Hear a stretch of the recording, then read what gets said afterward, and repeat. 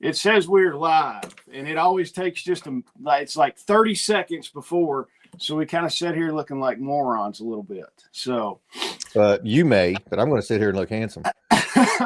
All right. It says we got 4 people in the chat. Rose is the first one in here at 5:11 this morning. So, oh my goodness. Guys, if y'all can hear us, give us a 2 before in the chat, and then we will start this thing. I am excited because we got Mike Adkins. Mike and I have become buddies. If he lived closer, we'd probably be over at each other's house every other day or something like that. That is a true story. Yeah, that, and then Greg too. If Greg lived just a little bit closer, it'd be like fire pit every other night or something. So, yep. Mike, can you see the comments? You got it where you can see them? I do. Yeah, I can see them. Okay. All right. Now, I haven't gotten a 2x4 yet, though. Rose gave us a 2 before. So. Oh, there it is. Now they all of a sudden, boom, they're popping up now. So I was looking at it, but they didn't populate. Now they're up there. Good morning, Ian, and good morning, Jacob. Glad to have y'all here. All right. We've got a special Clickbait and Coffee. We've got Mike. Mike, first off, let's get this out. I'm upset that I don't have a 3rd book yet, but I'm not going to complain. I finished this one, the 2nd book, the other night, and I was like, I've been jonesing for it. I'm like, where's the next book? Where is it? I'm ready for it. So, but that's my only complaint. Yeah, you're not alone. So I was looking at my reviews on Amazon, which my media director, Sean Christian, he's like, don't look at reviews. Don't do it. Just let me look at the reviews. I'll tell you what they say, but I still do it, And that came up. They're like, hey, how long till we can get the next one? Yeah. And so I will give you a peek behind the curtain. Nobody knows this, by the way. So whoever's here today with us is the first ones to hear this. So book 3 is going to be called Surviving the Precipice.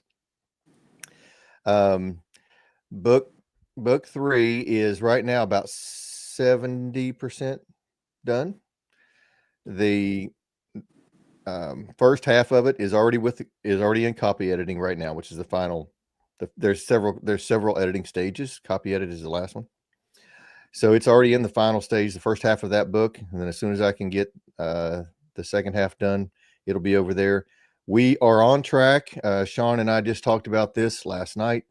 We are currently on track for the 4th quarter release that we've been attempting or aiming for, I should say. Looks like we're on schedule for that.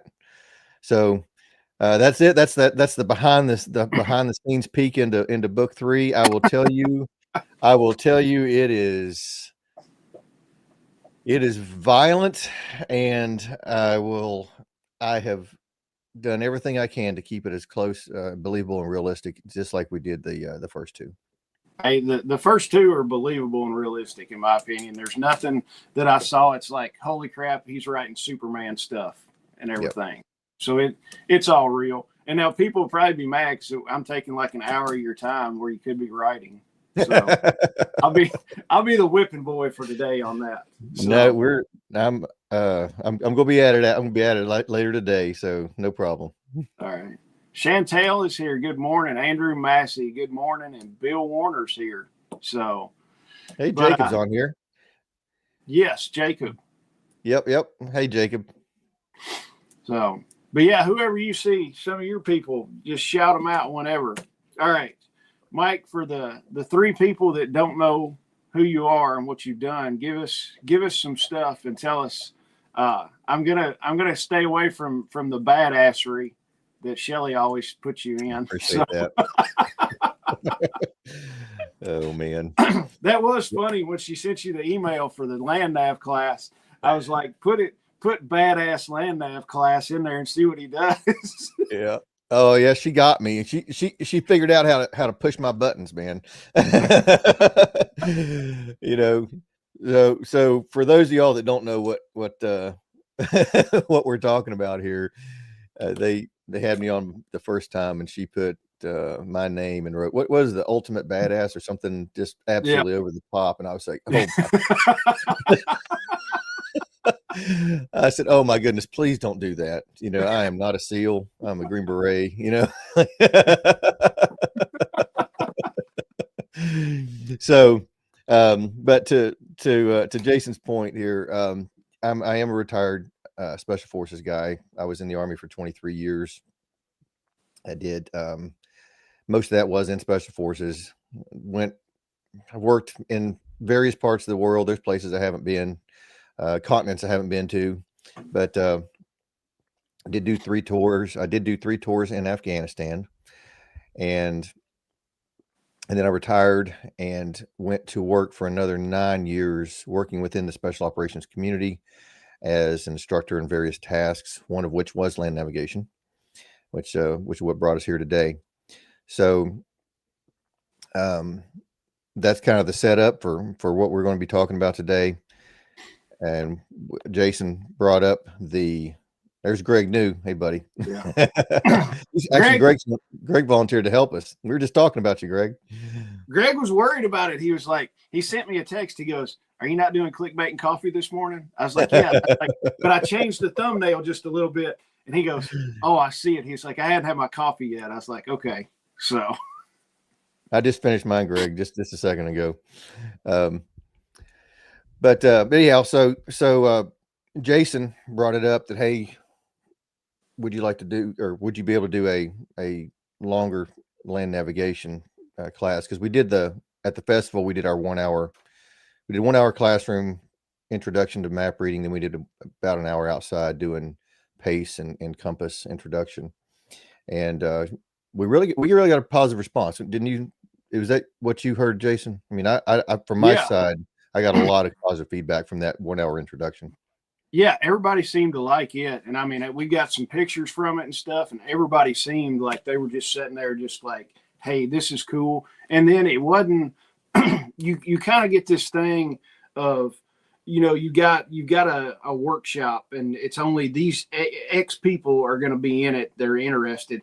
But we had people that were, from every walk of life. You had young kids that were like, "Hey, where's the land nav thing?" You had older women that were like, "Hey, I'm interested in this."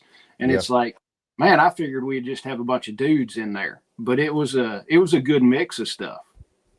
Yeah, I'll tell you, I've really been surprised with I was really surprised during the festival of the amount of women who showed interest in it.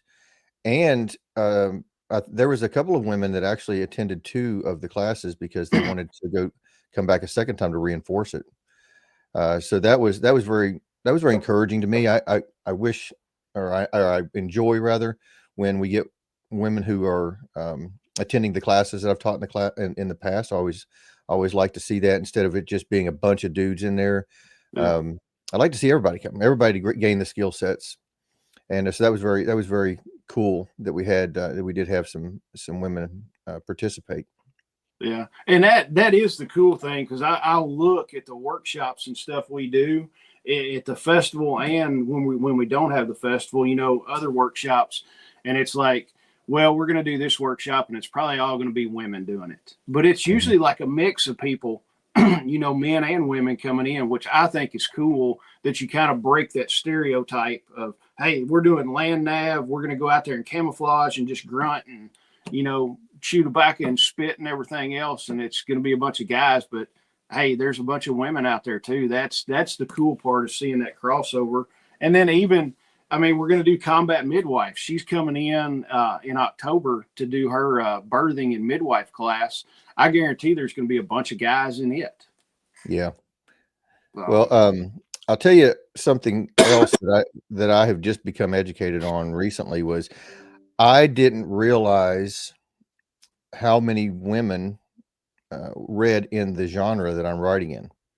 So I write in the post-apocalyptic fiction, right? Often, sometimes referred to as post-apocalyptic dystopian fiction. Yeah. But when I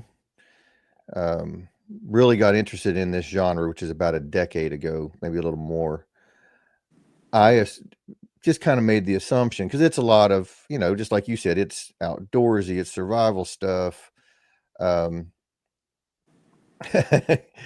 Oh, is that Ian says keep the compass away from the lieutenants. Um, but yeah, I've come to find out there is actually a very large percentage of this, or I should say a significant percentage of the readers who are women, and I get feedback from them, and I absolutely love it. That's cool. What there's several women authors too, isn't there? There is, well, there's it's not they're actually kind of rare in this genre. LL Akers, Lisa Akers, so she writes in this genre and out of this genre. So she uses a different pen name in each.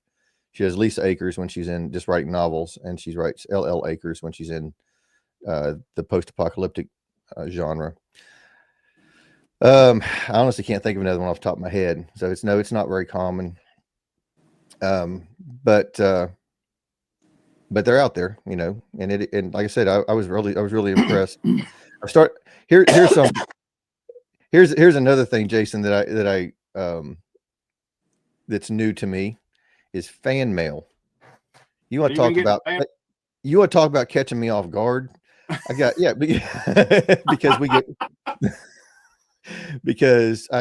we give out the email address. We give out my email address, and I started getting Jacob. As a matter of fact, that's why I said when I saw Jacob's name pop up there, Jacob sent me was one of them, and some of them I didn't know who they were. And I thought, man, this is pretty cool. And I took the time. I said, you know what? Every one of these, I'm going to take the time, and I'm going to give them a good, honest response, and I appreciate that. That was kind of cool. I didn't expect it. Oh yeah, it is kind of cool when you get stuff like that. I mean, pretty soon you'll get people that'll walk up to you and be like, "Hey, I've seen you on the internet," and then just start talking to you, and then you're looking, you're like, "Who is this guy? Who is this?" And I've had people do that. I've had people do that before, and my YouTube channel is not that big whatsoever. And I've had people walk up to me and they're like, "Hey, Jason, how are you?" And then they tell me something about a video I've done. And my wife would look at me and they're like, "Do you know who this is?" And I said, "I have no idea." Yep. And my wife goes, "That's a little creepy." And I was like, "Yeah, it's a little creepy, but it's kind of cool." Yep. So that happened a while back. I was in a grocery store, actually, and a random person walked up to me and said, "Hey, you're Charlie Mike, aren't you?" Yes. They said, because I build custom rifles for one of my local gun stores here, and it has a thing on it that says Charlie Mike's, and he goes, "Yeah, I bought one of your guns, and like I've seen you at gun shows. I know who you, so it's caught me off guard. I didn't know who they were, Jacob. Yes, Jacob. Jacob's complaint is it's scheduled in November. That's the opening weekend of gun season. We knew it was opening weekend of gun season. There wasn't much. That was really the only time that our schedules were going to mesh together good enough. And it kind of sucks, but it is what it is. And there's nothing that's the time that we had to do it. And I've had two or three other people complain about it, but that's kind of what it is. And Greg's wife is enjoying the books. Yeah. She actually sent me a message not too long ago. And so I appreciate her. She is one of my favorite humans on the planet Earth. She really is. She is awesome. I think I'm going to be running down to Greg's house next Friday when I'm headed down to TAC Response. I'm jealous. So, just take off and just meet me, and we'll just ride down there. Yeah, geography is the problem here. Hey, I understand that, but Greg had told me I'd said something. Because I'm going down to TAC Response. August. It's August 30th and 31st for their immediate action medical. And Greg is like, "Come down here." He's like, "Tell me when you're coming through, and you can come by Friday." So I was like, "Okay." So I'm going to see if I've still got an invitation or not to run by there on Friday. So I'm calling him out live on the internet now. Yeah. Yeah. Oh, you called Jacob out too. And he's like, "No, man, I'm just giving you a hard time."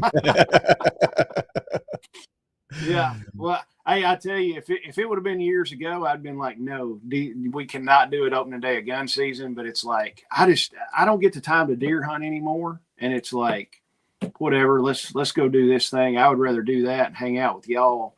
And instead of going deer hunting, I don't care about killing a big buck or anything like that. I'm like, I can go out to my uncle's property and kill a deer. I could go out there right now and sit for 20 minutes and shoot a deer if I wanted to. Just one to put in the freezer. I have deer grazing right here in my backyard. Well, I don't know if they're there now. They were there when I got up this morning. They're grazing about 30 yards from me right now. Well, yeah. Just kick up the window and shoot them out the window. And my wife told me to do that. I was like, no, I'm not going to do that. Hey, I shot a coyote out the bathroom window one day. Now that I encourage. So it scared the hell out of my wife. She didn't know what was going on. I shot it with an AR. I was sitting there and I walked in the bathroom and looked, and there's a coyote out in the side yard. And I was like, ooh, I ran and grabbed a gun, cracked the window up and went boom. And I was like, I couldn't hear for days after that. Oh man. So yeah, I've had that problem because I have my chickens. They attract everything, including coyotes, so that they're problematic here too. Oh yeah. When I was a kid, there were no coyotes here. Really? Yeah, never saw one till recently, till last decade or so. Oh heck. Well, they say, I've always heard that the coyote population is, if you go out and keep killing coyotes all the time, that they look at it and they're like, hey, our numbers are down, and then the females get more fertile and have more babies. I've read that a couple places. So I don't know if that's true or not. I don't know. I haven't heard it. It's believable. I don't know. So I'll tell you one funny thing. Years ago, I had another house that I lived in before this, and my office was upstairs, and I had a Irish setter, and there was a big field off to the side, and my Irish setter would sit up there, and she would start whimpering when something was out in that field. And I always kept an AR up there, and she'd start whimpering. There'd be a groundhog out there in the field, and I would crack the window up. I'd put on some earplugs, and we'd shoot groundhogs and all kinds of stuff, shooting it out of the office. I never did it when anybody was home, but I'm like, I did. My wife would come home. There's shell casings and stuff sitting in the office floor, and she's like, "What have you been doing?" I was like, "We're shooting groundhogs today." So. Good morning, simple blessings. That's Melanie. I was about to say that. Yep. She's changing it up. She's got a new YouTube name. So. Yeah, I saw that she followed the Precipice series on Facebook. We have our Facebook up. I'm working on a website, by the way. I'll have a website up next month. But right now we're still just using the Facebooks. Next month we'll have both a website and Facebook. I've got the domain and all that settled up, and it's with a web designer now. So once that's hot, I'll share the name and all that and start pushing that out. Now, is Amazon right now the best place to get the books? Yeah, that's the best spot. And plus, Amazon will not let you leave a review unless you purchase it from them. So you can't buy it like at the show or at the festival rather, and then go on Amazon. They won't let you. Okay. So if you do buy it on Amazon and you like it, feel free to put a review in there. If you don't like it, just send me an email. All right. Look. No, I've gotten really good responses. I'm very appreciative. It's kind of humbling, honestly, the reviews, because I'm getting unsolicited, information and opinions on the book, and it's kind of been a humbling experience. And we're very appreciative of the folks that will take time out of their day to put that positive review on there to try to help me out. Oh yeah. And it's just like, it's the same thing when you do a video and people put comments in there. It's cool to see. And I've got videos that I've done like a year and a half ago, and people still put a comment on there. I'm like, this is cool that somebody, took the time to write down a comment on there. And most of the time the comments are good on mine. Every now and then you'll get a troll, and I just kind of block those guys and go on about it. Yeah. So, yeah. But no, I've super enjoyed the books. They're amazing. There's nothing, and we've talked at length.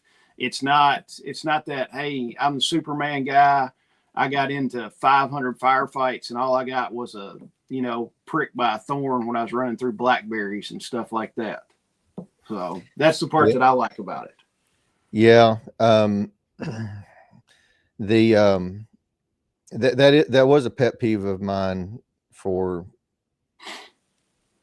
some other series, which you'd have, say you've got a core group of whatever 10 people, and 5 books later, they've killed 397 people and nobody's been scratched, and Yeah. I'm like, well, statistically speaking, it takes away from the realism of it. Oh yeah, no doubt. So that's been the consistent focus of the book. Was I tried to focus all the way through every book. I try to focus on making it as realistic. I mean, we already touched this once. Realistic, believable. And now here's for everybody else. Jason and I have already talked about this separately, but I'll bring this up. The main character, Paul Michaels, he is like me and Greg. We're retired Green Beret. He's a retired Green Beret. So he isn't maybe necessarily the average character, like if of preppers within the prepper community.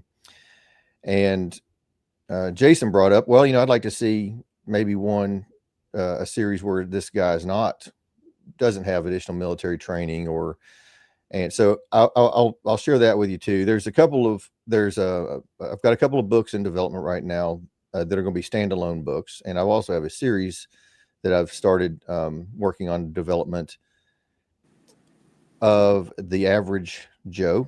Matter of fact, I'm even thinking about naming the main character Joe. And he's going to have to work through a disaster situation as well. So as that's a little ways down the road, but that is in the works for a follow-on.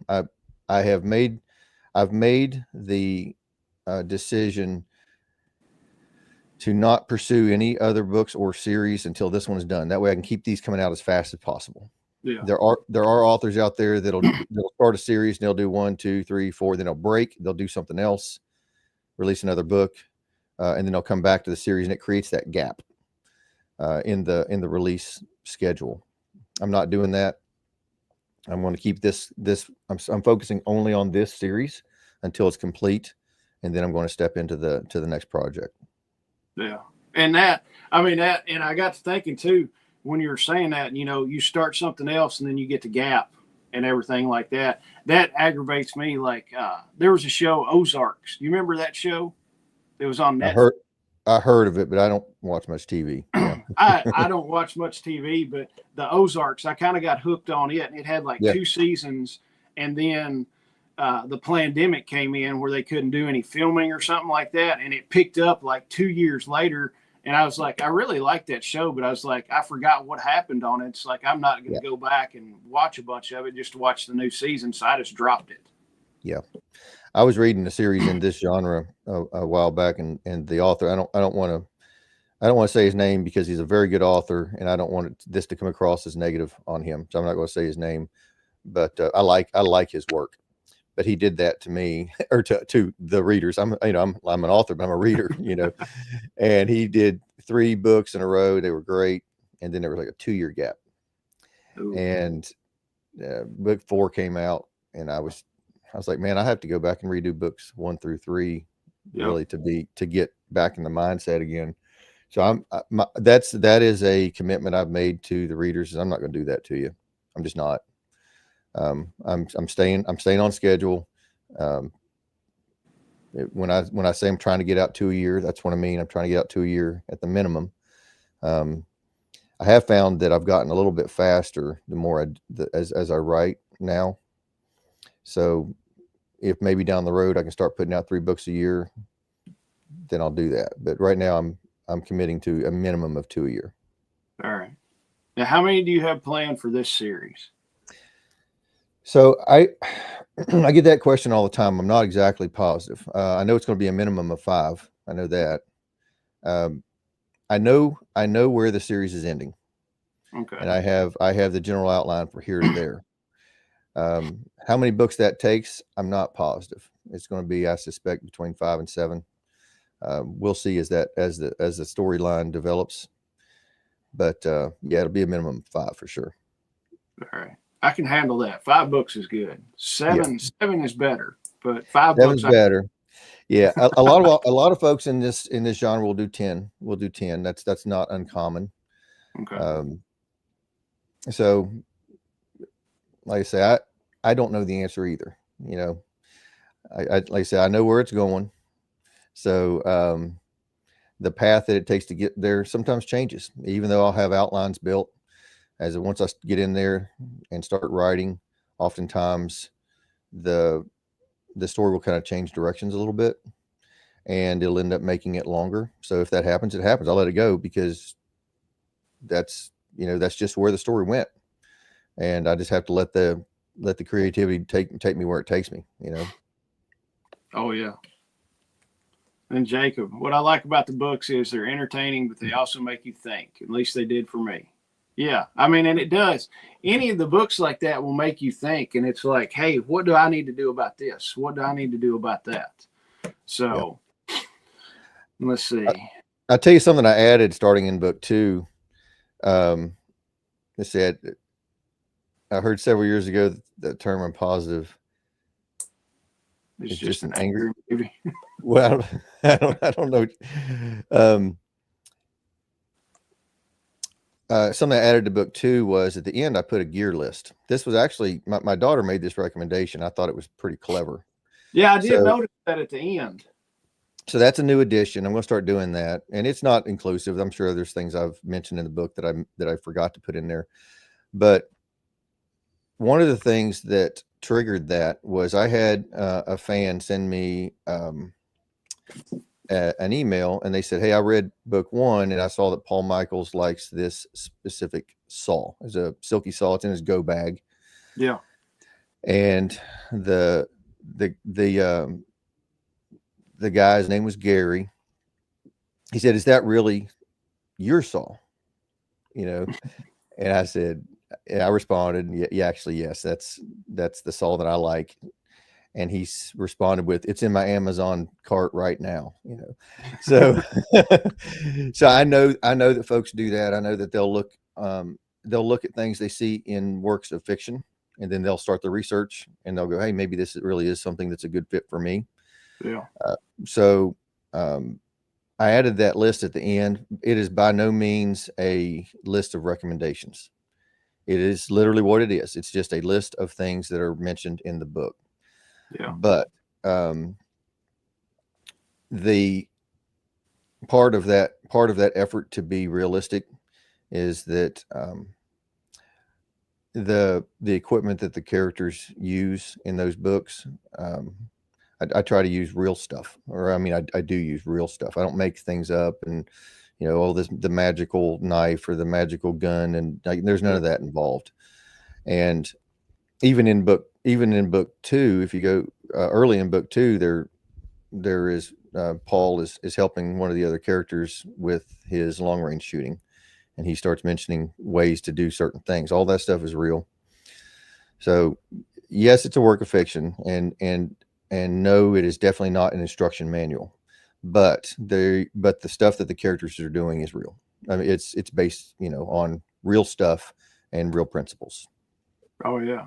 And that is cool. I did notice the gear list and stuff in the back, and I read through it, and I was like, that's kind of handy. Yep. So I'd never seen anyone do that. And here I had a 15-year-old girl, who was reading the book. It was like, what would be cool? And I said, you know what? That would be cool. For that. So I took that advice. Bill wants to know if you know an author, John Michael Greer. John Michael Greer. I don't recognize it. What does he write in this genre, Bill? Maybe you can let us know. Because I'm always interested. Like I say, I'm an author, but I'm also a fan. So I love hearing about other good authors in the genre. And Jacob says you can tell a lot about a person by the gear they use, the clothes they wear, etc. Using real items gives more life to a fictional character. Exactly. Absolutely. 100%. Yeah, instead of just saying, well, he grabbed his AR-15, he grabbed his XYZ AR-15 and that kind of stuff. And it makes for reading, but and you did it to where I can see, the guy's grabbing this gun and it's got this and this, but you didn't go into like the whole gear whore thing. You know how some people are, or it's like every single thing, and it's got this trigger and it's got this foregrip, and then it's got this optic too on it, but then it's also got these Troy sights on it just as a backup with a 45-degree angle and all this, and people do that, and I'm just sitting there going, holy crap, it's like that's too much. I almost fell into that trap, actually. I'm glad you said that. Almost. I had a paragraph written when we introduced actually it was at the beginning of book 2 when we were introducing what the guns were. They were shooting it. They were doing a long range day at the range there, and I did that, and then I reread it and I went, this is awful. It's heavy. It's it doesn't, and I took it out and I just streamlined it and gave just the minimum. And you're right. It's a better feel. It's an easier read, and I just found it to be a better fit. So I agree with your statement there for sure. Yeah. And with the long range, I mean, you could put it, if the 3 guys are out there, one of them's got a 1x8 scope on there, and they could rag each other. It's like, man, how can you see with a 1x8? I need, like a 6x24 to see that far. And you can do it with a 1x8 and, rag it like a conversation like that. And then it kind of gets people thinking, should I use a 1x8 or should I go with a 6x24? And then kind of start. The characters, they do mess with each other. Yeah. The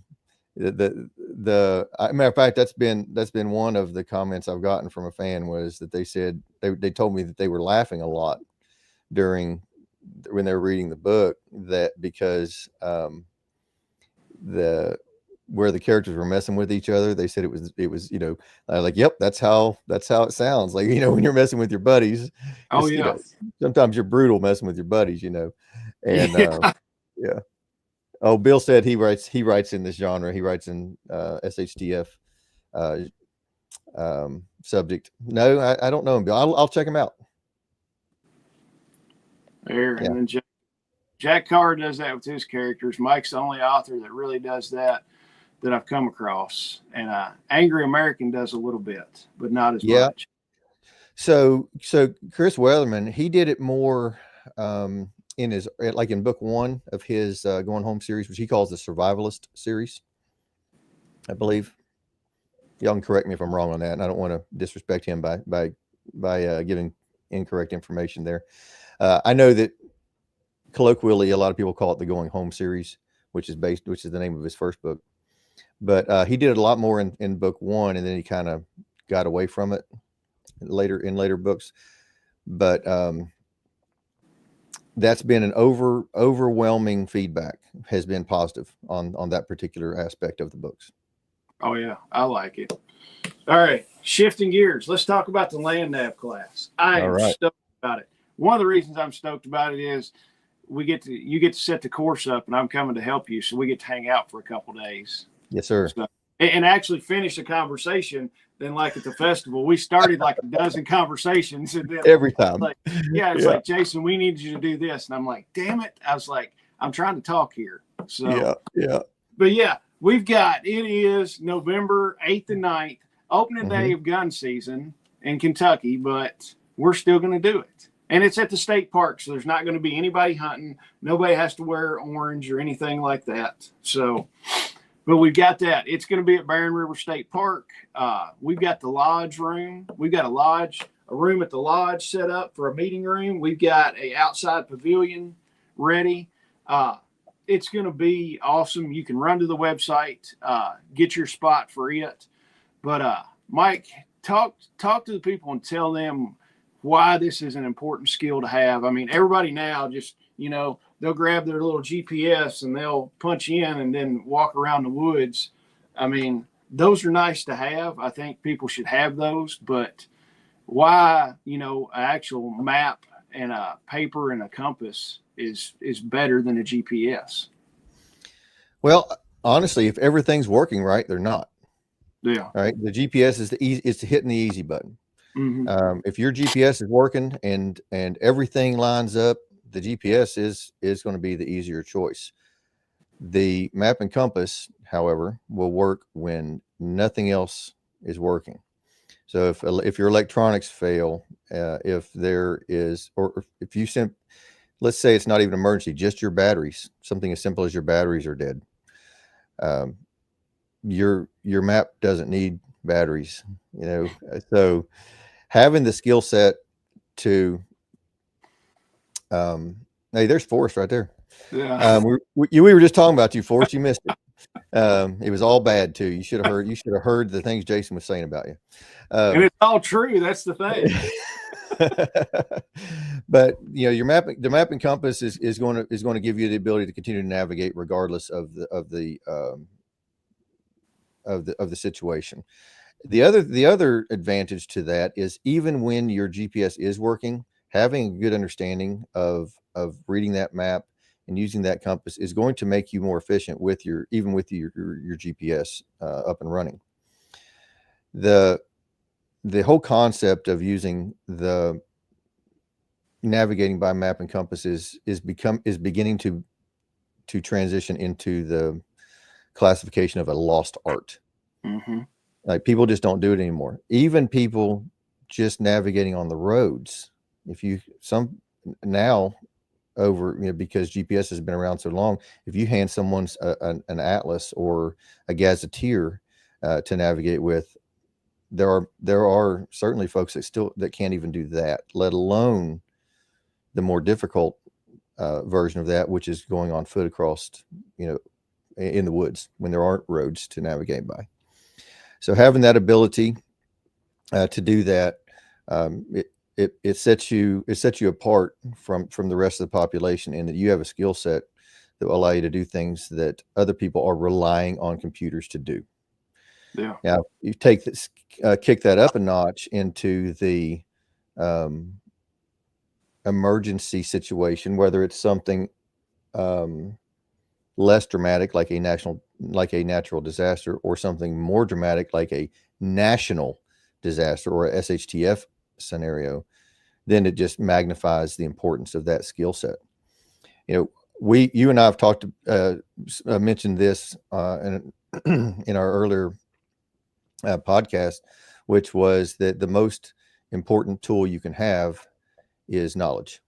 Yes. Right? Knowing how to use the tools at your disposal. So this feeds right into that. This is giving you the knowledge. It's the only tool you carry that doesn't weigh anything, and you always have with you. So if you have the ability to navigate by map and compass, even if you don't have the batteries, or if an EMP or a CME has disabled your electronics, they won't hurt your map, they won't hurt your compass, and you can continue to find your way.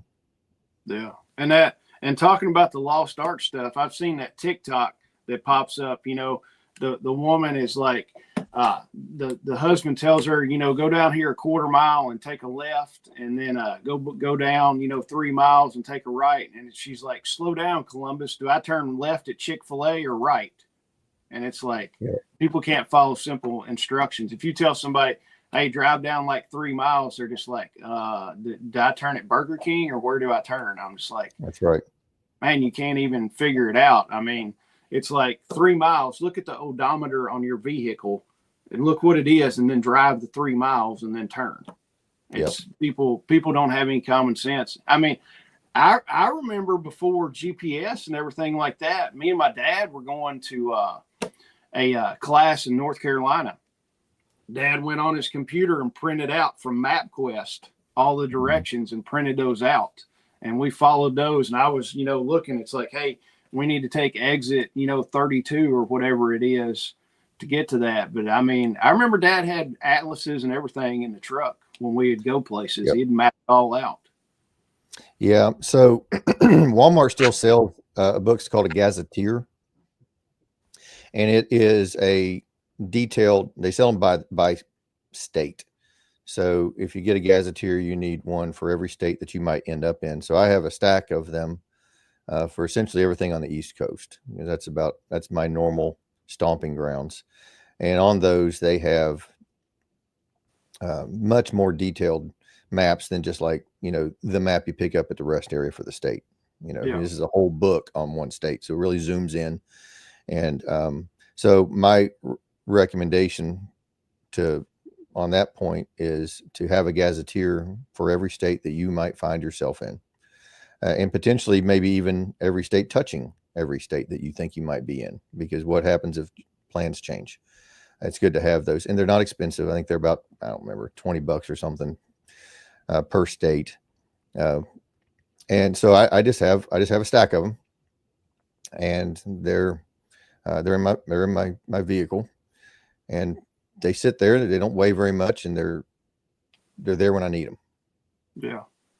Oh yeah. And too many people have, you know, I'll be honest with you, I don't have an atlas or a map in my truck, but if I'm going to go too far, I mean, a lot of times I know where I'm going. I go to the same place a lot. Sure. So I mean, I'm not running up and down all over the place. So typically, you know, I can find, like, I'm going down to Camden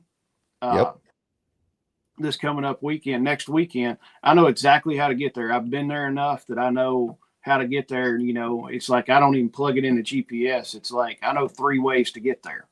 And driven all 3 ways. So, but it would be cool. I'll practice what I preach. I'll go buy some maps today and put in the truck.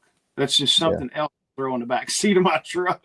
It is what it is. I mean, it's, I mean, you know, Rose is talking about how she got sent in the wrong direction for 2 hours north, you know, and Bill said Rand McDowell has been his go-to for map books and maps. It's just like any other tool. You know, what do you consider to be the minimum amount of emergency equipment that you travel with? Yeah. Well, a lot of people go, well, I've got my gun, I've got my, you know, and they'll start listening to things that they consider to be crucial for traveling. Just add it to the list. You know, you're already doing, most of us here are already doing that. Yeah. And what's you know, a little stack of gazetteers, you know, tucked under the bottom of your gear, you know, in the back there, that isn't going to be very expensive and isn't going to weigh essentially anything. Oh yeah. And then Greg says too, they're useful outside the shit hit the fan. They've got useful info like boat ramps and wreck areas. Oh yeah. Yeah, they do. And same thing. If you just, you know, a lot of us do recreational camping or hiking and stuff. Perfect example, Greg. Yeah. And when I went to trucker school, they taught us by atlas before GPS. Exactly. That's legit. So, yep. Well, Mike, tell us what we're going to do in the class. I know we're not making sourdough. We're not doing what? We're not making sourdough. We are not. We are not. that was hilarious. I didn't catch it because you sent me all that stuff, and then I was putting it on the website and doing everything, and I clicked because in the email I would just copy everything that you wrote down and go in and paste it onto the website. And I pasted it, and I started looking. I was like, holy crap. I was like, I pasted the wrong thing because it was at the end I saw sourdough. And I'm like, what the heck? And then I started reading it. I was like, okay. I was like, I didn't screw this thing up. and I said to Shelly, I was like, look. And Shelly's like, that's pretty funny. So the course is going to be a two-day class. The first day will be in the classroom. So that's going to be your map reading portion. We're going to go over exactly how to read the map, what every little thing on the map means to you, and how to utilize it and why it's important. And then we're going to learn about the orienteering compass. If anybody wants to use a military lensatic compass, I can facilitate that, but the intent of this one is really to show people the advantages of using that orienteering compass, which are about the same price anyhow. Excuse me. So the first day we'll go over how to read that map, how to use the compass, and then how to use them together. We're also going to go over pace count and how to keep track of how far you have gone. So you have distance, and then you have direction, and then you have the map, the understanding of the map, so you can put those together. Then on day 2, we're going to go out and actually practice that. There'll be points set up in the woods. You'll be given your a set of points that you're going to get the opportunity to navigate to.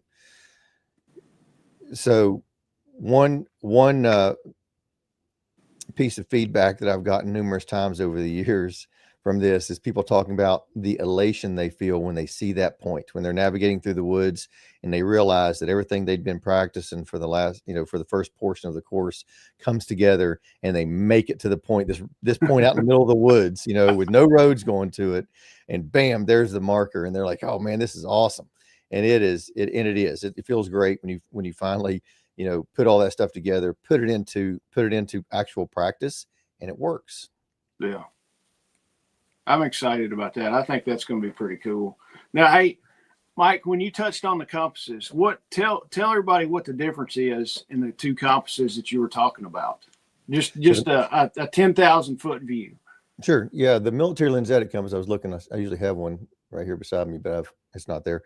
The military lensatic compass it's in the name military, right? It's the one that the Army, or that the U.S. military uses. And it's a very robust metal, it's aluminum compass that, while it's very durable, it doesn't have a lot of features on it. Very durable, very well made. The civilian community typically uses orienteering compasses. They're plastic, but they have a lot more features on them that make the navigation easier. With the military, and we'll go over this in the course, but your compass, depending on where you are, the compasses do not necessarily point north according to the map, because the Earth's magnetic field is not consistent everywhere. Well, the military compass is always going to point towards magnetic north, which is not necessarily north on the compass. It'll be off anywhere from 1 degree up in some places over 20 degrees off. Well, with the orienteering compass, you can dial in the local declination, or the difference between magnetic north and your map north, which is called grid north. And so then your compass is reading exactly what your map is, as opposed to with the military compass, you have to do math. You have to do math in the field. Everybody loves doing math in the field, right? So there's an advantage to that. And there's other techniques that you can use with the orienteering compass that just simply makes the determination of your direction simpler, faster, and in the process of going through the day 1 portion of the class, I'm going to teach you how to do that. We'll go over setting your compass for the local declination there. So everybody's compass is going to be set by the end of the day.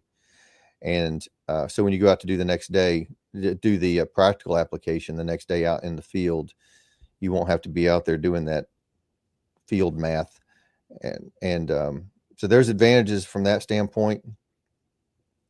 About the only disadvantage to the orienteering compass is, again, I mentioned earlier that it was plastic, is the potential for damage. It's not as durable as the military compass, although if you treat it right, I mean, I've been using the same orienteering compass since 1998. Now I have a huge compass collection because I'm a navigation nerd.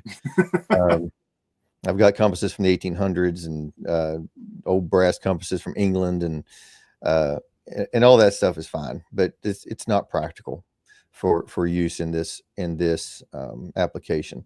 The orienteering compass is to me the easiest, most realistic choice for most people.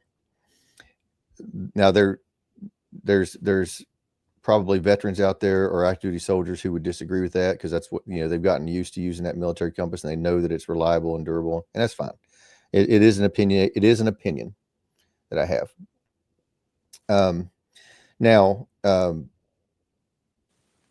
if if we refer back to the SHTF scenario, and I've had this question, if you could only have one compass, you had to lose all your compasses, and you could only maintain one, what would it be?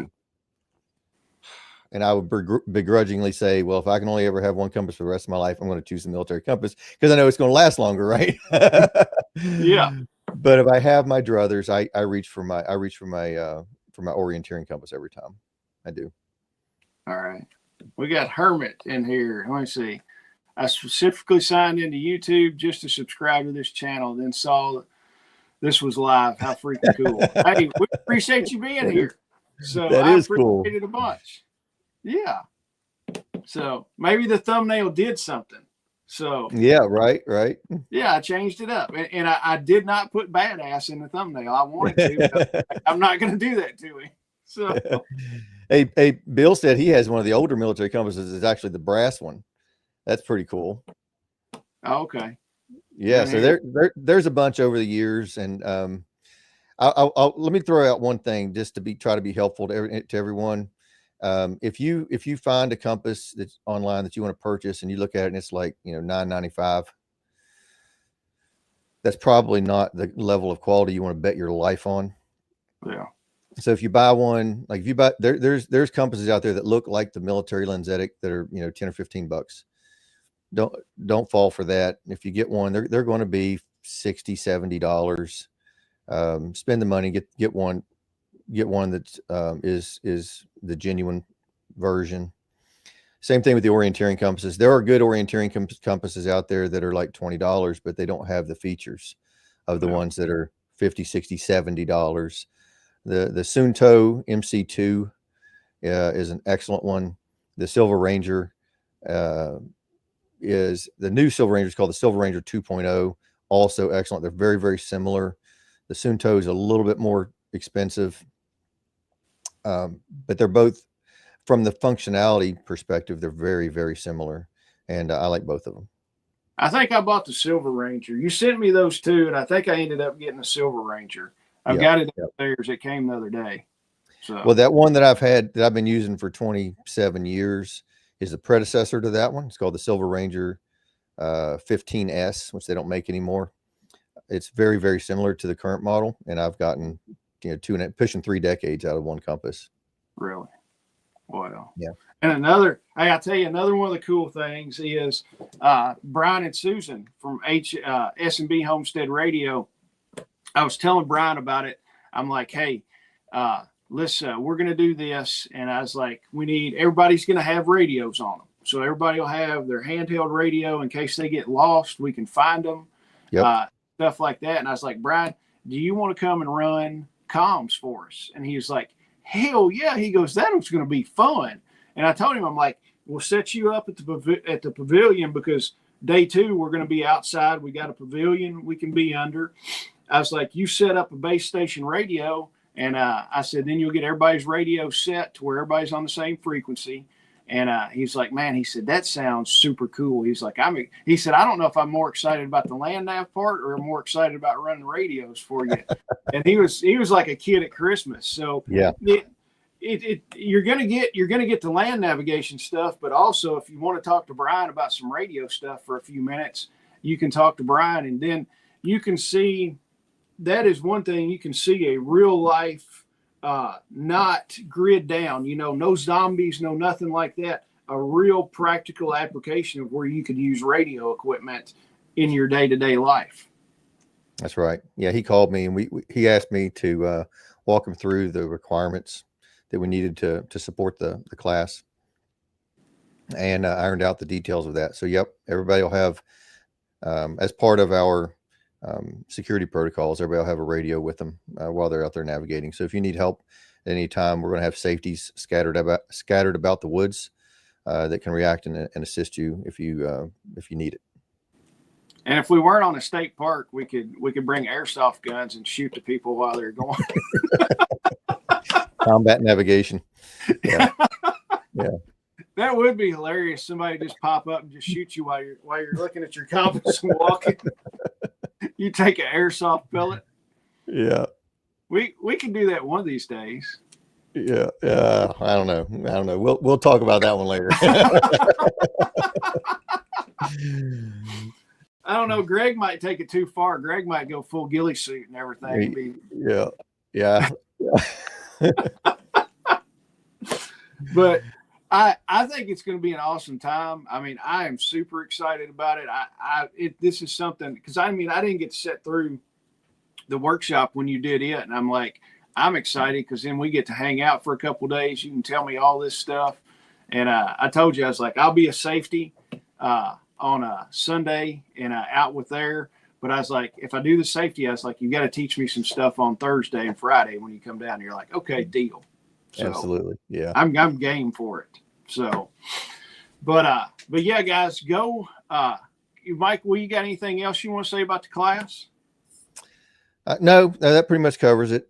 I think I will say, well, yeah, one thing. I will say that, I've done this class for about a decade. I've been doing it consistently.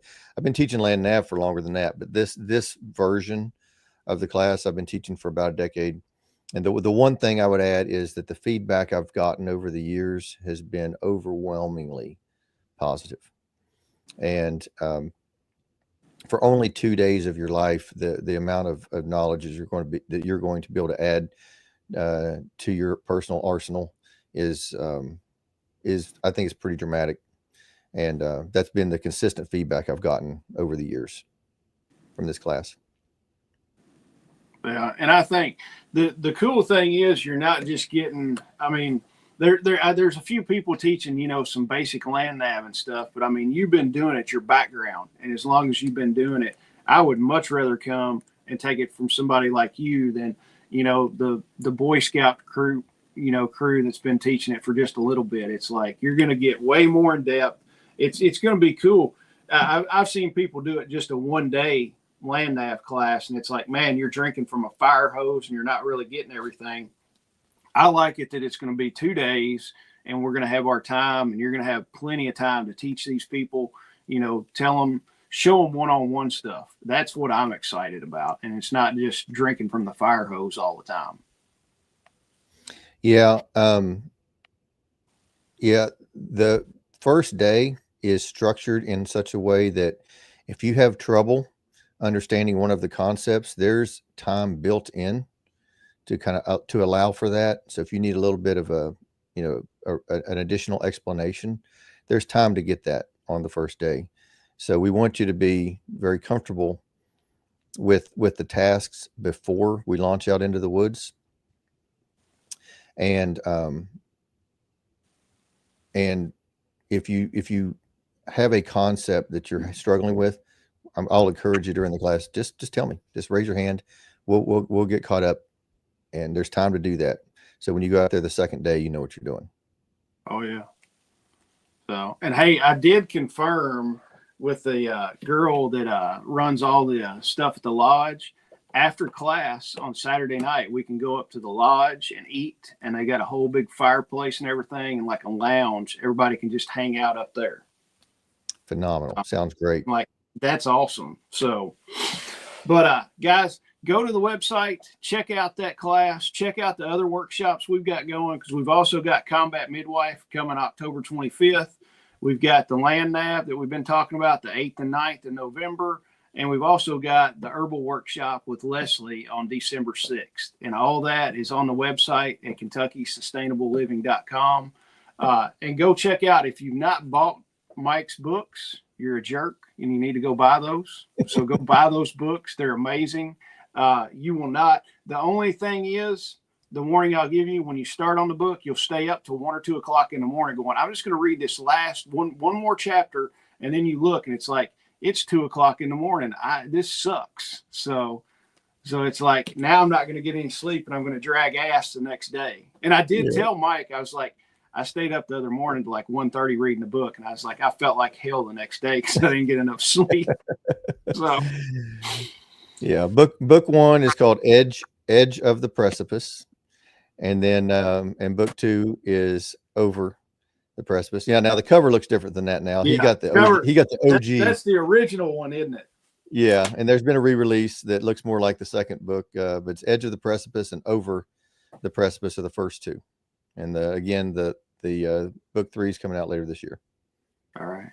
Awesome. Mike, I appreciate it a bunch. Guys, go get your spot in the workshop. Y'all have a good weekend, and I will be back here Tuesday morning, same time, same place. But we will see y'all in a little while. Bye. Bye.